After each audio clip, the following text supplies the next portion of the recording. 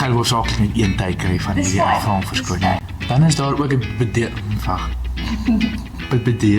Dan is daar ook 'n deeltyd. Dan is daar ook 'n deeltydse bedieningsruimte by. Daar kan ons oordeel as dit daai.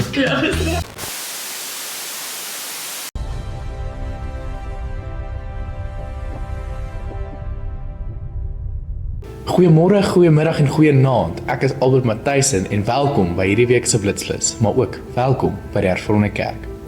In hierdie week se voorblad wat geskrewe is deur Dominee Hannes van der Merwe, verduidelik hy waarom die kerk sing, as ook die rol wat vonk speel in die voortgesette ontwikkeling van klassieke kerkmusiektradisies. Lees gerus meer in die Blitsbos. Dan deel ons graag hier volgende goeie nuus rakende ons predikante en gemeentes. Ons wens lede Hansie Koortse en Bart Diedriks geluk aan 'n 99ste verjaardag, wat 'n groot mylpaal om saam julle te kan dankbaar vir wees. En dan ook in ander nuus, Dr. Jan Foster wat 'n deeltydse pos aanvaar het in Jeffreys Bay en Port Elizabeth. Ons wens u sterkte toe met hierdie nuwe bedieningsruimte. Daar is ook 'n deeltydse bedieningsruimte by gemeente Panorama. Ons deel dan ook die sperdatum van die 24 Augustus vir enige agendapunte wat by die kommissie van die AKV moet dien.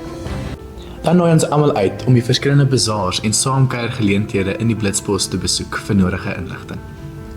Baie dankie vir almal wat ingeskakel het met hierdie week se Blitsflits en ons sien julle volgende week. Kom, ek sny dit nou af vir ons met gebed.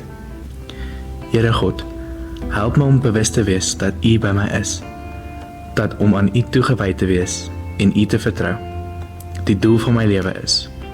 Gee dat ek dit wat U aan my gee, tot eer sal gebruik. Amen.